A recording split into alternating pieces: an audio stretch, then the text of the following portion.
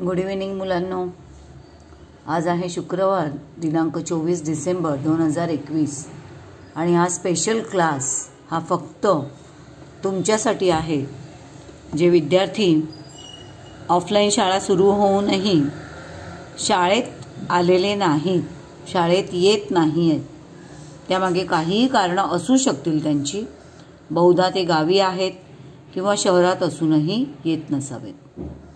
पण अपेक्षा ही आहे की शाळेतील क्लास अटेंड न करता ऑनलाईन क्लास जे अटेंड करतायत जी मुलं तुम्ही, तर त्यांनी ऑनलाईन हा जो अभ्यास आम्ही आता पाठवू, पाठ शिकून झाल्यानंतर तो अभ्यास जर तुम्ही करून पाठवलात तरच हे असे क्लास मी पुढे चालू ठेवेन.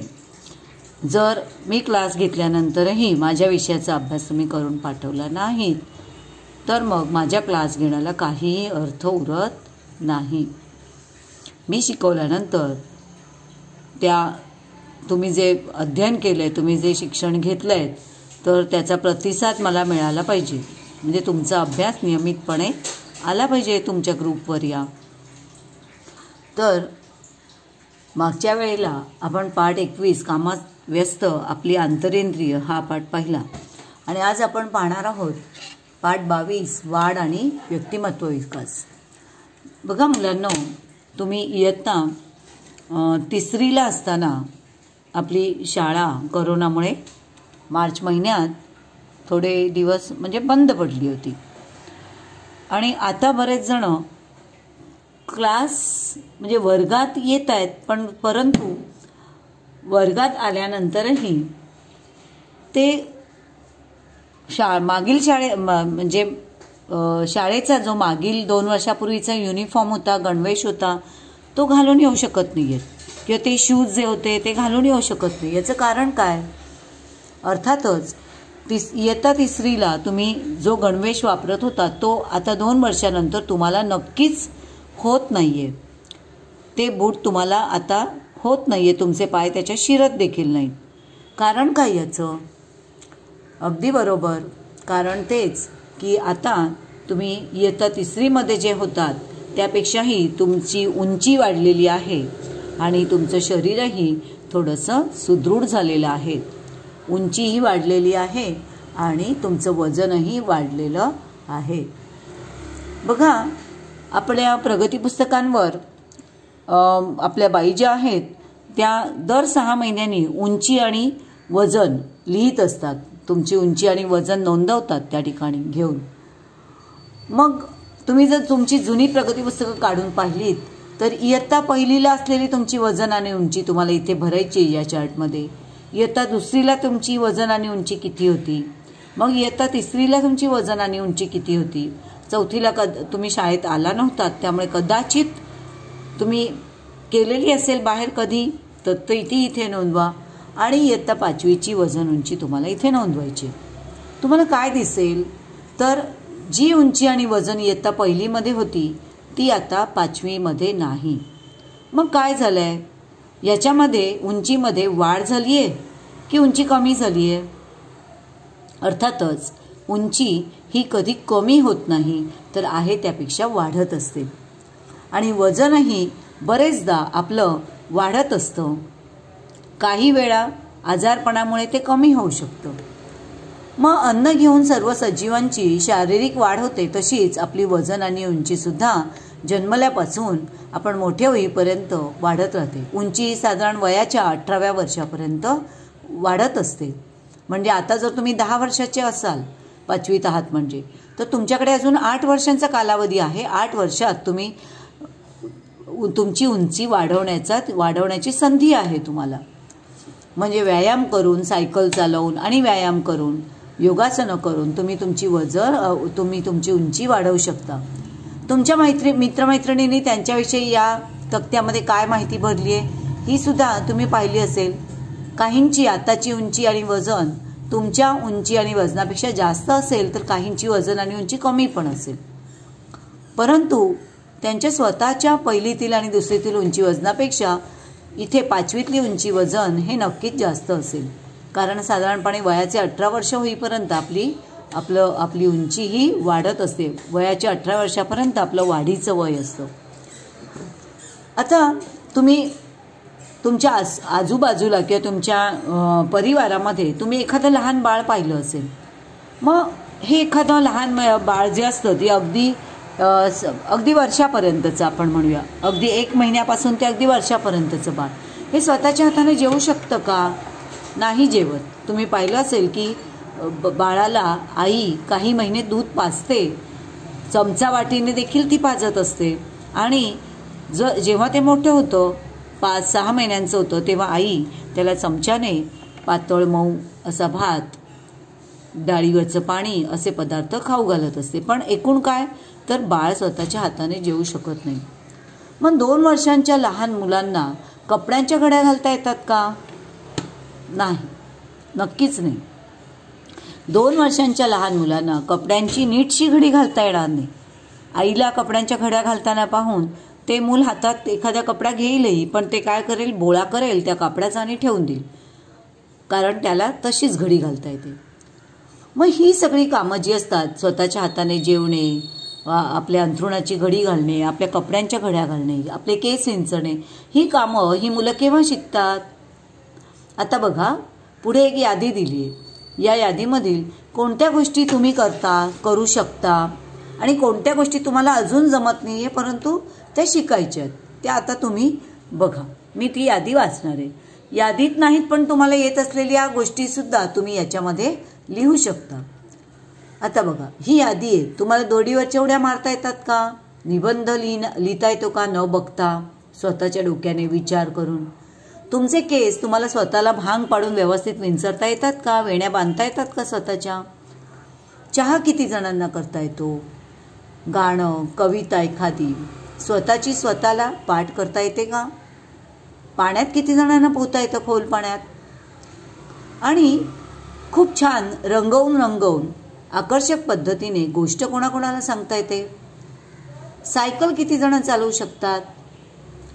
पैसे मोजता येतात का? सुट्टे नाणी, नोटा, विविध प्रकारचं मूल्य असलेले पैसे मोजता येतात का? आणि मोजल्यानंतर ते एकूण पैसे किती हे सांगता येतात का? घर किती जणांना आवरता येतं? पसारा तर आपल्याला सगळ्यांनाच करता येतो, परंतु झालेला घरातला पसारा अगदी काही मिनिटात किती जणांना आवरता येतो अगदी व्यवस्थित, की आईने म्हटलं पाहिजे खूप सुंदर आवरलंय घर. मग असं घर तुम्हाला आवरता येतं का? म्हणजे भांडी अस्ताव्यस्त पडली आहेत, कपडे अस्ताव्यस्त पडले आहेत, पुस्तकं पडली आहेत, चप्पल बूट पडलेत, खेळणी पडली तिकडे तिकडे. मग हे सगळं जागच्या जागी ठेवून असं घर आवरणं किती जणांना जमतं? बरं, आपल्या गावी राहणाऱ्या आजी आजोबांना कुणीही तुम्हाला न सांगता छानपैकी स्वतःच्या मनातले विचार पत्रातून किती जणांना कळवता येतात? क्रिकेट किती जणांना खेळता येतं? आणि धावता येतं वेगाने? एका पायाची लंगडी घालता येते तुम्हाला? हा मुलगा जसा झाडावर चढतोय तसं तुम्हाला झाडावर किती जणांना चढता येतं? अगदी सरळ सोड झाडावर, हां, फांद्या असलेल्या छोट्याशा झाडावर नाही म्हणत मी. मग ह्या यादीतील किती गोष्टी तुम्ही करू शकता आणि कुठल्या गोष्टी तुम्हाला करता येत नाही आहेत, तुम्हाला अजून त्या शिकायच्या आहेत, करायच्या आहेत? बघा, याची वेगवेगळी यादी करा. या यादीमध्ये 2 भाग करा. मला करता येणाऱ्या गोष्टी, दुसऱ्या भागातल्या मला करता येत नाहीत परंतु शिकायच्या असलेल्या गोष्टी. अशा 2 याद्या तुम्हाला तयार करायच्या आहेत होमवर्कसाठी.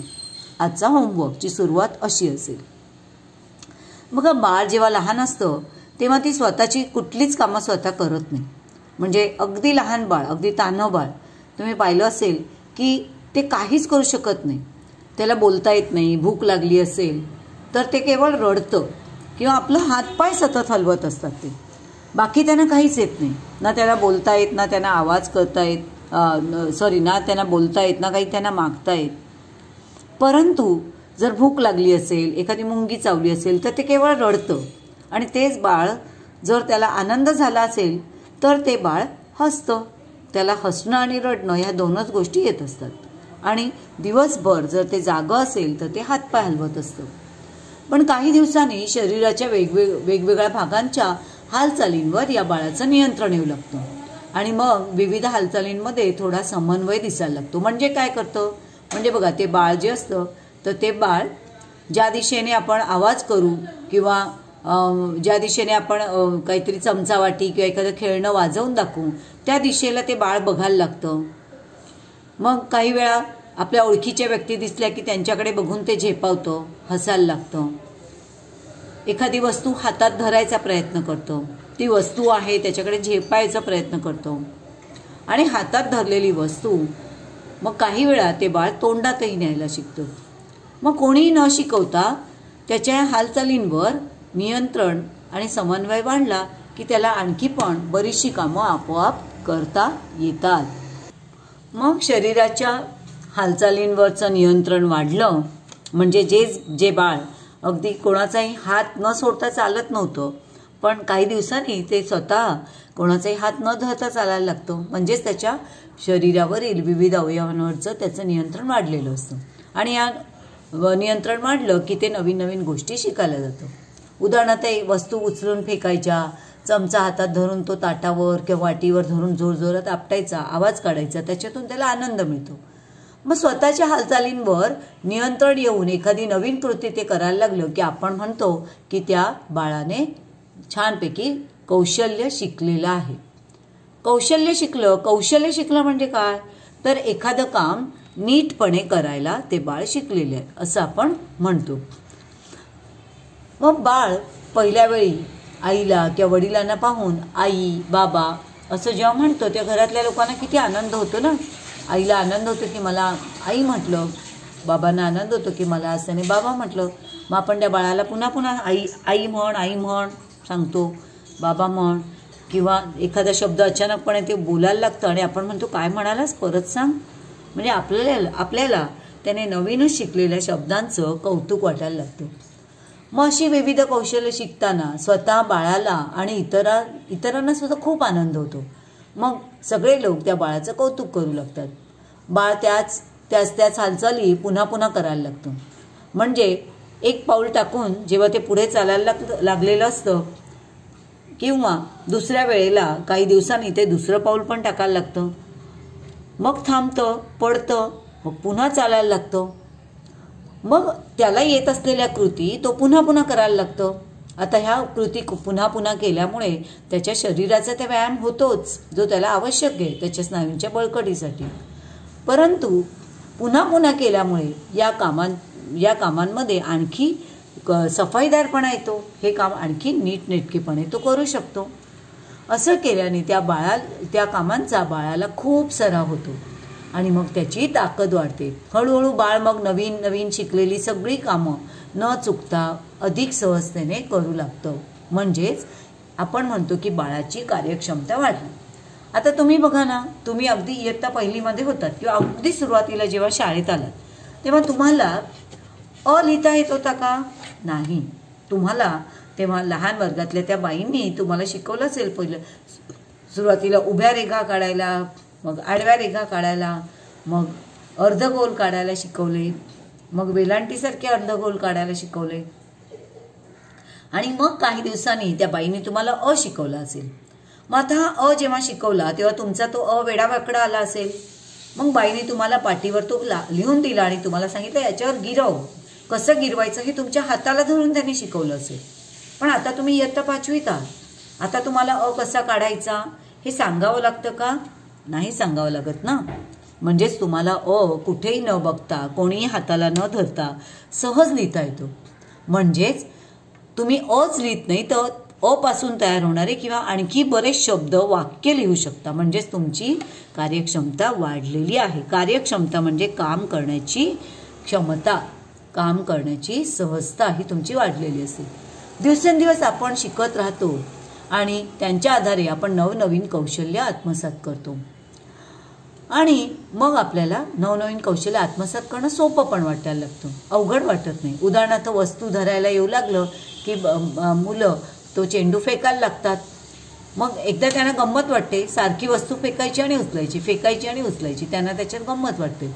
चालायला यायला लागलं की मग ते बाळ चालत नाही, मग ते धावत सुटतं. तुम्ही पाहिलं असेल. मग त्याच्या मागे अक्षरशः आईला धावावं लागतं. आता ही मुलं बघा लगोरी खेळत आहेत. लगोरी खेळामध्ये ते या लगोरीवर नेम धरून तो चेंडू मारण्याचा प्रयत्न करत आहेत आणि या मुली त्यांनी टाकलेला चेंडू पटकन झेलायचा प्रयत्नात आहे. मग ही अशी मुलं ज्यांना अगदी लहानपणी जे नुसते पावलं टाकायला शिकलेली असतात, तीच मुलं पुढे जसजशी मोठी होत जातात तसतशी त्यांच्यातलं काम करण्याची क्षमता वाढत जाते. कौशल्यपूर्ण कामं सुरू होतात. मग चालता येऊ लागलं की ते बाळ धावायला लागतं. धावायला यायला लागलं की एखादी पायरी जिन्याची चढतं. एक पायरी चढायला यायला लागली की ती पायरी चढायची आणि त्याच्यावरून उडी मारायची आणि त्याच्यात आनंद मिळवायचा. मग दुसरी पायरी, मग तिसरी पायरी, असं करता करता आता तुम्ही शाळेचे 4 मजले चढून येता की नाही वर. म्हणजेच आपण हे सर्व करायला हळूहळू शिकत असतो. असो, अधिकाधिक कठीण कामं शिकता येतात आपल्याला.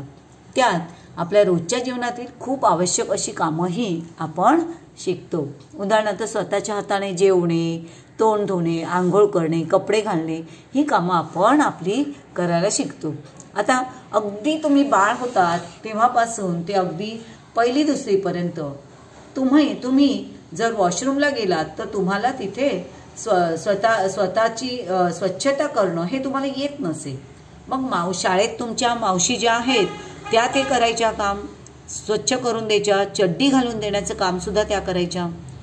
आणि घरी आई तुम्हाला शी झाली तर आई शी धुत असेल जशी लहान बाळाची धुते.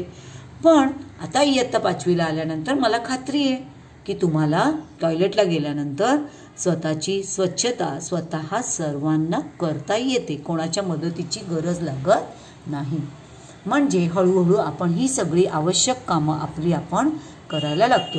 आता इयत्ता 5वीला आल्यानंतर तुम्ही स्वतःचा भांग स्वतः पाडत असाल, केस व्यवस्थित विंचत असाल, स्वतःचं गणवेश स्वतः घालत असाल, स्वतःचं दप्तर वेळापत्रकाप्रमाणे तुम्ही भरत असाल, तर ही कामं आपण शिकतो. आता आपण पाहूया विकास म्हणजे काय.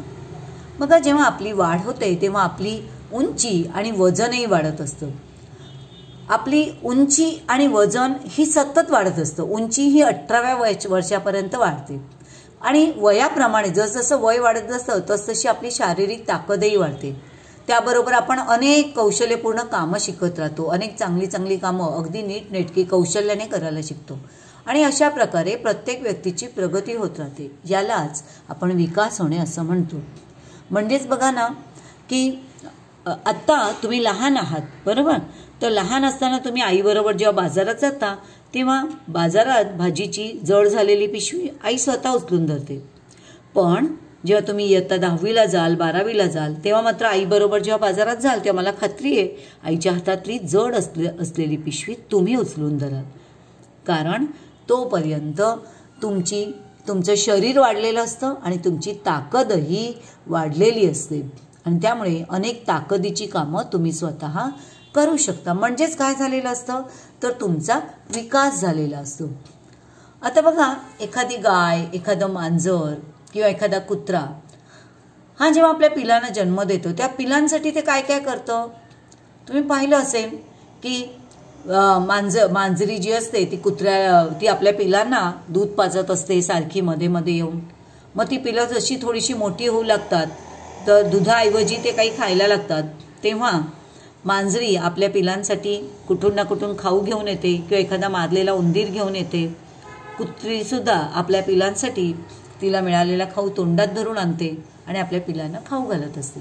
कारण तिची पिलं मोठी होईपर्यंत तिला ती पोसायची असतात, सांभाळायची असतात.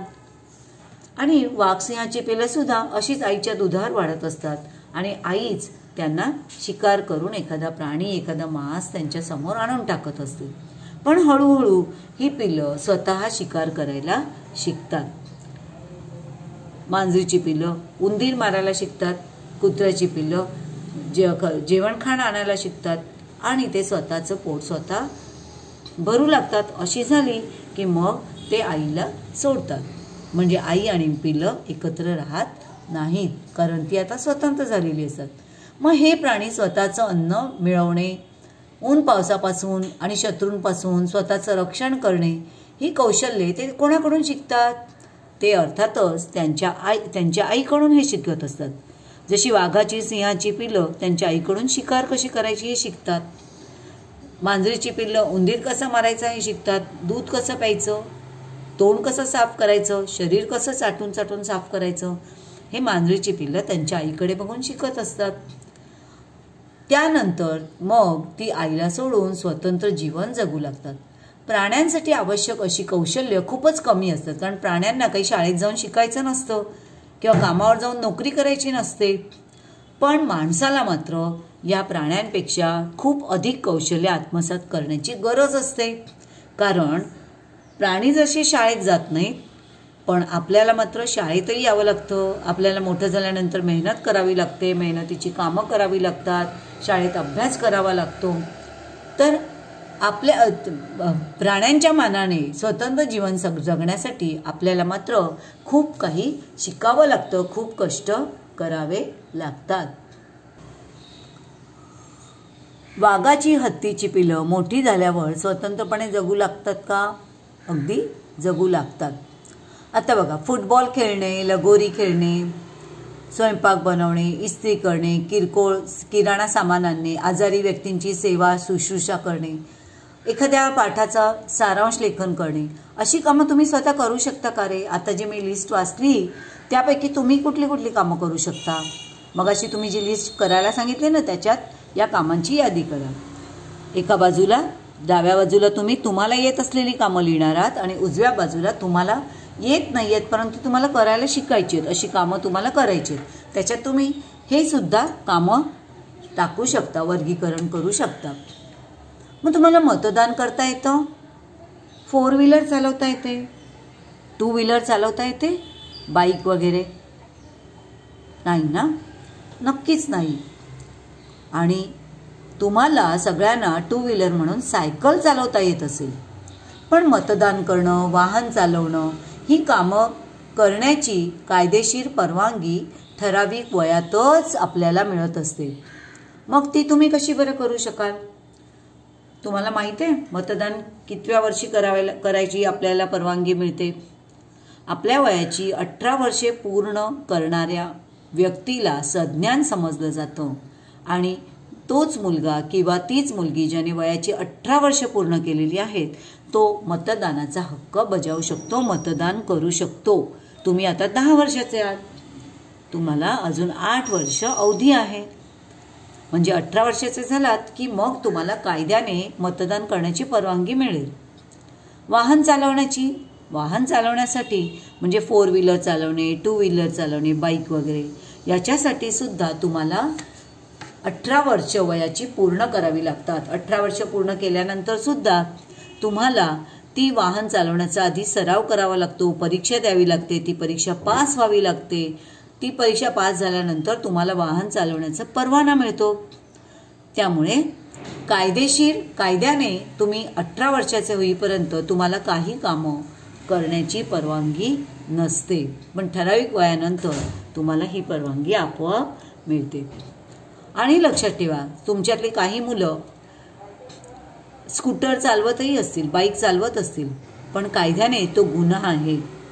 असा जर गुन्हा तुम्ही करत असाल तर याची शिक्षा तुमच्या पालकांना होऊ शकते, त्यांना दंड होऊ शकतो आणि काही वेळा त्यांना 3 महिने जेलमध्ये सुद्धा जावं लागतं. म्हणूनच लक्षात ठेवा, कधीही अजून तुम्ही सज्ञान नाही आहात, 18 वर्षाचे झालेले नाही आहात तर तुम्ही गाडी चालवायची नाही. बरं, आता तुम्ही विचार करा की तुम्हाला कोणती कामं करायला आवडतात? बरं, जी आता कामं करतात त्यापैकी कुठली आवडीची कामं आहेत? बरं, अशी कुठली कामं आहेत की जी तुम्ही करत नाही आहात पण तुम्हाला करायला आवडतील? तर त्यांची यादी करायची तुम्हाला. कोणत्या गोष्टी तुम्ही कधीकधी फक्त मनोरंजनासाठी कराल? मनोरंजन म्हणजे स्वतःच्या करमणुकीसाठी काय काय करता? जसं की मी माझ्या मनोरंजनासाठी मी पुस्तकं वाचते, गोष्टीची मला आवडतात. पुस्तकं वाचल्याने माझं मन रमतं. मग तसं तुम्ही तुमचं मन रमावं म्हणून काय काय करता ते लिहा या प्रश्नामध्ये. कोणत्या गोष्टी तुम्हाला रोजच्या रोज व्यवसाय म्हणून करायला आवडतील? जसं आता मी व्यवसाय म्हणून तुम्हाला शिकवण्याची नोकरी करते. रोजच्या रोज करते. मग असं तुम्हाला कोणतं काम करायला आवडेल? तुम्हाला काही वस्तू करून विकायला आवडेल का? की तुम्हाला टेलरिंगचं काम करायला आवडेल? की तुम्हाला शेती काम करायला आवडेल? व्यवसाय म्हणून तुम्ही कुठलं काम करायची इच्छा आहे? या 3 प्रश्नांची उत्तरं सुद्धा तुम्हाला आज लिहून पाठवायची आहेत. चालण्या धावण्यासारखी सुरुवातीची काही कौशल्य आपल्यात वयाप्रमाणे आपोआप येत असतात, परंतु नंतरची अनेक कौशल्य आपल्याला कोणीतरी शिकवावी लागतात. आपले आईवडील, शिक्षक, इतर मोठी माणसं या सर्वांकडून आपण अनेक कौशल्य शिकत असतो. तर चालायला बोलायला आपल्याला कोणी शिकवावं लागत नाही, बघून बघून आपण शिकतो. बोलायला पण आपण ऐकून ऐकून शिकतो. परंतु पोळ्या लाटणे, त्यानंतर भाजी स्वयंपाक करणे, त्यानंतर चित्र काढणे किंवा इस्त्री करणे, अशा प्रकारची जी काही कामं आहेत, किंवा एखादं लोहार काम करणे, सुताराचं काम करणे, किंवा गणितं सोडवणे, यासारखी काही कामं जी आहेत ती आपल्याला मोठ्या माणसांकडून शिकावी लागतात. आणि आपले आईवडील, शिक्षक हे आपल्याला अशी कौशल्याची कामं शिकवत असतात. जितकी जास्त कौशल्य आपण आत्मसात करतो तितकेच आपण आपलं इतरांवर अवलंबून राहणं कमी होतं. स्वतःच्या हाताने आपण कामं करायला लागलो ना की आपल्याला दुसऱ्याची वाट बघावी लागत नाही, आपण ते काम करून मोकळे होतो. आता समजा तुम्हाला वेण्या घालता येत नाही आणि आई घरी नाही आहे, तर मग शाळेला उशीर होतो, कारण आई येईपर्यंत तुम्ही तसेच बसून राहता, कारण वेण्या घालायच्या आहेत, मला येत नाही. पण समजा तेच जर काम तुम्ही शिकून घेतलं सुट्टीत, की आई मला वेण्या घालायला शिकव, मग एकदा का तुम्ही वेण्या घालायला शिकलात मुली, की मग तुम्हाला आईसाठी थांबून राहायची गरज लागणार नाही. तुम्ही तुमच्या वेण्या स्वतः घालून तुम्ही सहज शाळेत जाऊ शकता वेळेत. म्हणजेच आपण काही कौशल्याची कामं स्वतःहून करायला लागलो, स्वतःहून शिकलो, की मग आपण इतरांवर अवलंबून राहत नाही, आपलं काही कोणा वाचून अडत नाही. तरी आपले प्रत्येक काम आपण स्वतः करतो असं कधीच होत नाही. उदाहरणार्थ, प्रत्येक व्यक्ती स्वतःचे कपडे स्वतः शिवते का? नाही. सगळ्यांना आता बघा, मला बरीचशी कामं येतात, मी तुम्हाला शिकवते, मी टीचर आहे.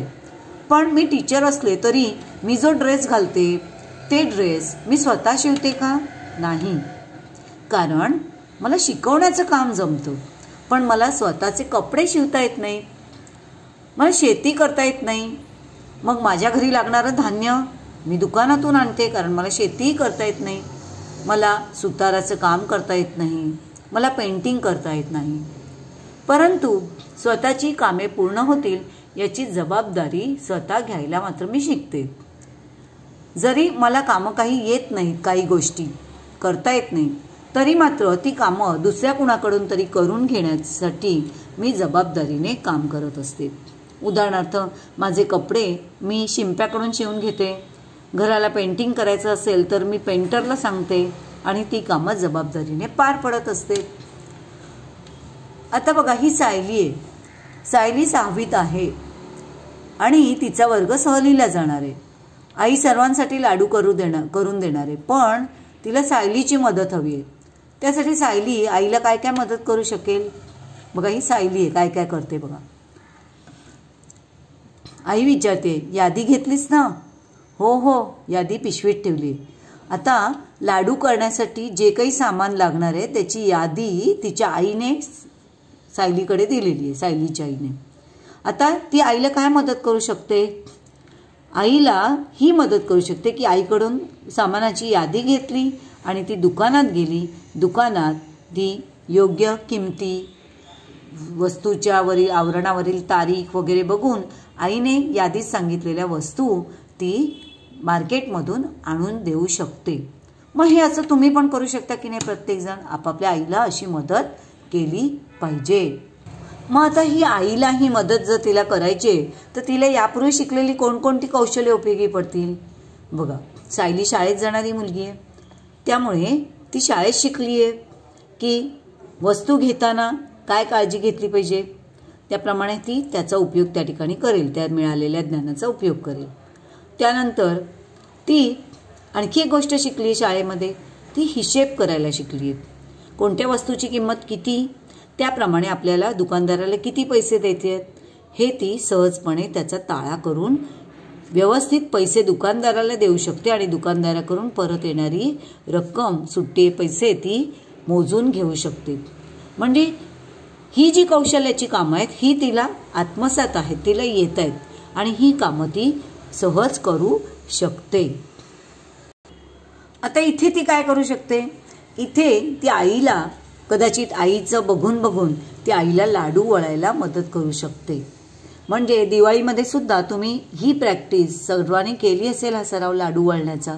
भले ते लाडू छोटे मोठे वेडे वाकडे होतील, पण ती नक्कीच लाडू वळायचा प्रयत्न करेल. कारण कोणतीही गोष्ट तुम्ही करून पाहिल्याशिवाय ती करण्याचं कौशल्य तुमच्यामध्ये येणार नाही. त्यासाठी करून पाहण्याची आवड हवी आणि सराव केला पाहिजे. आजचा भाग आपण इथेच थांबतोय आणि हा जो पुढील भाग आहे तो आपण पुढच्या शुक्रवारी पाहूया. तोपर्यंत तुम्हाला मी जो अभ्यास सांगितलेला आहे करायला तो तुम्ही मला करून पाठवणार आहात. त्यामध्ये तुम्हाला काय काय करायचं आहे, तर पान नंबर 115 वरील हे 5 प्रश्न तुम्ही करणार आहात. इथे 4 दिले आणि हा 5वा प्रश्न हे तुम्ही करणार आहात. त्यानंतर पान नंबर 117